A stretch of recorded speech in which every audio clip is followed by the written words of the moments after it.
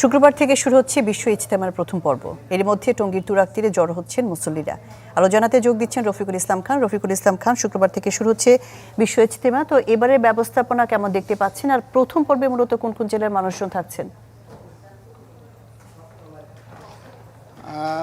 শাহনাজ, আপনি জানেন আর দুদিন পরে কিন্তু টঙ্গী তুরাগ তীরে অনুষ্ঠিত হতে যাচ্ছে তাবলিগ জামাতের সবচেয়ে বড় ধর্মীয় জমায়েত তাবলিগ জামাতে বিশ্ব ইজতেমা। এরই মধ্যে কিন্তু দেশের বিভিন্ন স্থান থেকে মুসল্লিরা এসে আমার পিছনে যে বিশাল ছামিয়ানা দেখতে পাচ্ছেন সেখানে এসে জড়ো হয়েছে। কিছুক্ষণ আগে আসলে এখানে জোহরের নামাজের আজান হয়েছে। এই মুহূর্তে মুসল্লিরা কিন্তু এই ছামিয়ানার ভিতরে যে জোহরের নামাজ আদায় করছেন। তো আসলে যেহেতু এখন কিন্তু জেলা ভিত্তিক নয়, আপনি জানেন যে মাওলানা জুবায়ের এবং সাতপন্থী গ্রুপ রয়েছে, যে দুই গ্রুপকে কিন্তু দুটি পর্বে বিভক্ত করে দেওয়া হয়েছে। প্রথম পর্বে মাওলানা জুবায়ের পন্থী যারা রয়েছেন মূলত তারা যে 13 তারিখ থেকে ইজতেমা অনুষ্ঠিত হবে সেই 13 তারিখে যোগদান করবেন এবং 13, 14, 15 তারিখ অর্থাৎ রবিবার আখেরি মোনাজাতের মধ্য দিয়ে কিন্তু জুবায়ের পন্থীদের যে বিশ্ব ইজতেমা সেটি শেষ হবে এবং এক সপ্তাহ গ্যাপ দিয়ে শুক্রবার থেকে আবার মাওলানা সাতপন্থী যারা রয়েছেন তারা কিন্তু এই মাঠে এসে দ্বিতীয় পর্বে অংশগ্রহণ করবে।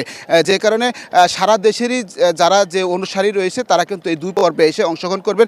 তবে প্রথম পর্ব যেটি রয়েছেন মাওলানা জুবায়ের, তাদের অনুসারীর সংখ্যাটা কিন্তু এখানে বেশি দেখা যাচ্ছে। তো এবছর মুসল্লি যারা এখানে আসেন তারা কিন্তু জায়গা সংকলন নিয়ে বলছেন, কেননা এই বছর কিন্তু নদীর পশ্চিম পাশে যে জায়গা ছিল, অন্যান্য বছর নদীর পশ্চিম পাশে প্রায় লক্ষাধিক লোক কিন্তু এখানে এসে অবস্থান করে এবং বিশ্বের যে সমস্ত আলেমোলারা আসেন তারা যে বয়ান করে সেই বয়ান শুনে এই বছর পশ্চিম পাশে আসলে সেই জায়গা নেই, জায়গাগুলো অলরেডি দখল হয়ে গেছে। যে কারণে মুসল্লিরা দাবি করছেন যে পরিমাণ জায়গা রয়েছে সেখানে মুসল্লিদের আসলে জায়গা হবে না এবং এই কারণে কিন্তু আরও 2 দিন আগে থেকে মুসল্লিরা এখানে এসে অবস্থান নিয়েছে এবং আসছেন, শুক্রবার পর্যন্ত আসবে। এখন পর্যন্ত এই ছিল ইজতেমা ময়দান থেকে সর্বশেষ। শাহনাজ। জি, রফিকুল ইসলাম খান, আপনাকে ধন্যবাদ। শুক্রবার থেকে শুরু হচ্ছে বিশ্ব ইজতেমা। বিশ্ব ইজতেমার ব্যবস্থাপনার খবরাখবর নিয়ে জানাচ্ছিলেন রফিকুল ইসলাম খান।